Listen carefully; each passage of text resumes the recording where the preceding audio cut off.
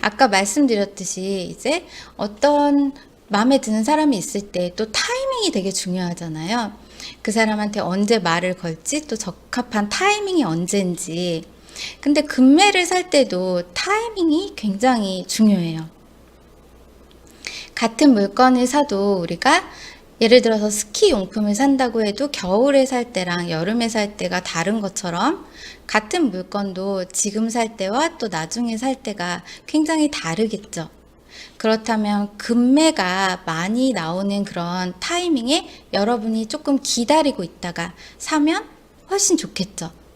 남들도 다 부동산 가격이 오른다, 오를 것이다 라는 그런 낙관적인 그리고 과열된 시장에 있을 때 나도 사야겠다 라는 생각보다는 시장이 좀 침체돼 있거나 또는 규제가 심해서 사람들이 매수를 좀 꺼려 하거나 아니면 굉장히 많은 불확실성이 가득할 때, 이럴 때 바로 우리가 금매를 잡을 수 있는 타이밍인데요.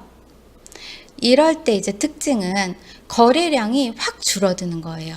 그래서 거래량이 줄어들고 매물은 많아질 때 여러분이 준비를 하고 계시다가 그때 만약에 매수를 하시게 되면 훨씬 더 금매로 물건을 살 수 있는 가능성이 높아지겠죠.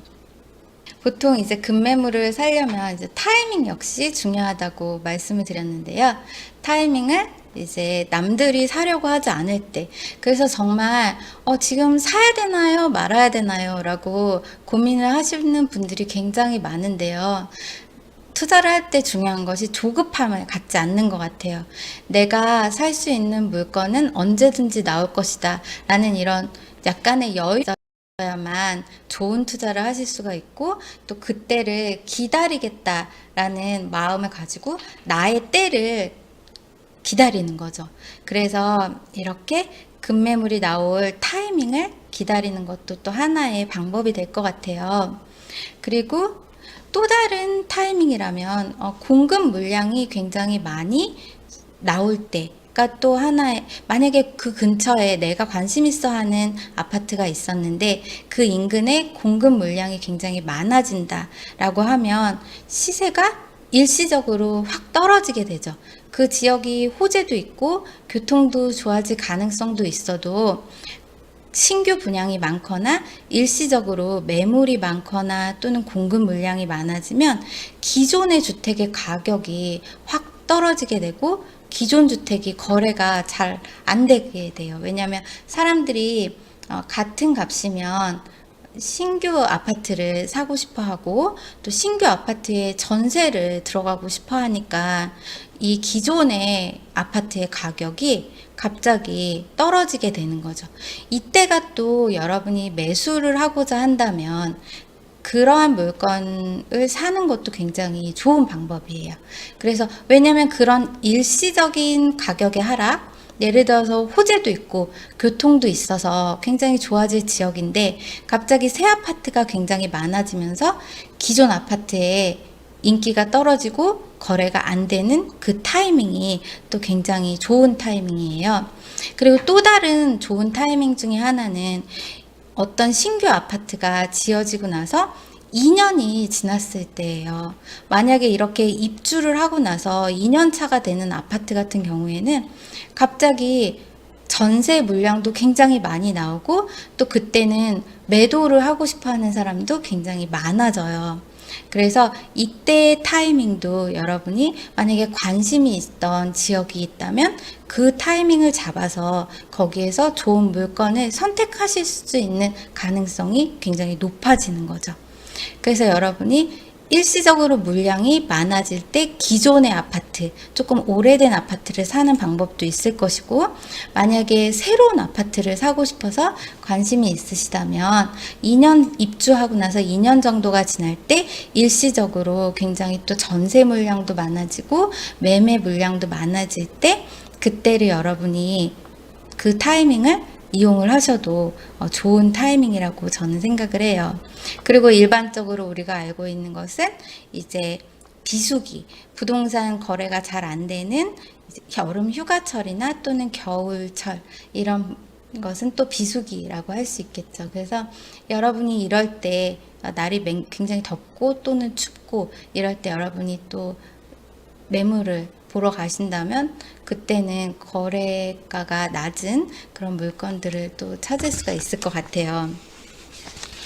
그래서 여러 가지 방법으로 이제 금매를 찾을 수 있는 방법을 알아봤는데요.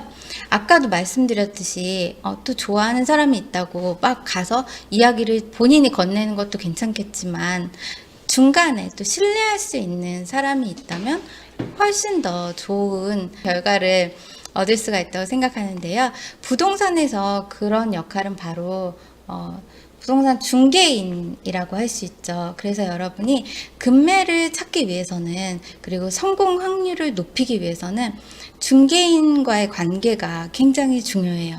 그래서 내가 지금 바로 매수를 하지 않는다고 해도 신뢰할 만한 중개인을 알아두고 있다면, 그리고 그 중개인에게 주기적으로 또 전화도 하고 찾아가서 인맥을 만들어 놓는다면, 중개인은 사실 금매가 나왔을 때 여러 사람한테 줄 수 있지만 가장 그래도 자기의 마음이 끌리는 사람에게 주겠죠. 그래서 가장 먼저 정보를 얻을 수 있는 그런 좋은 인맥을 만들기 위해서는 중개업자와의 관계도 굉장히 중요할 것 같아요.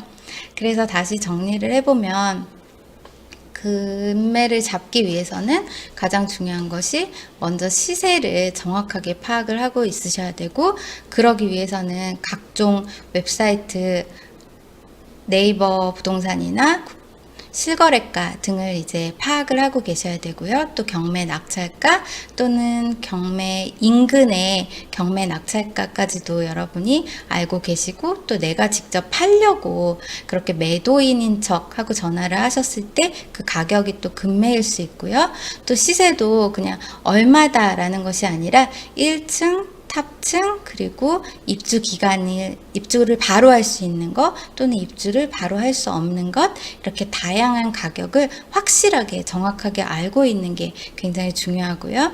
두 번째는 타이밍이라고 했죠. 그래서 일시적으로 굉장히 좋은 지역인데 일시적으로 공급이 많아지는 지역의 기존 아파트 또는 입주하고 나서 몇 년이 지났을 때 사람들이 모두 물량을 좀 해소하고 싶은 그러한 시기에 여러분이 들어가시는 것도 좋고, 일반적으로 우리가 알고 있는 이런 비수기의 물건을 여러분이 검색하시고 또 직접 방문을 하신다면 금매를 찾을 수 있는 그런 확률이 훨씬 높아질 거고요. 그리고 또 내가 평소에 신뢰할 수 있는 중개과의 관계를 우리가 좋게 유지를 하고 있다면 가장 먼저 좋은 정보를 얻을 수 있을 것 같아요. 그래서 정말 금매를 찾기 위해서는 일단은 이런 시세 파악, 그리고 타이밍, 그리고 중개인과의 관계, 그리고 정말 조급함은 버리고 나에게 좋은 기회가 올 것이다.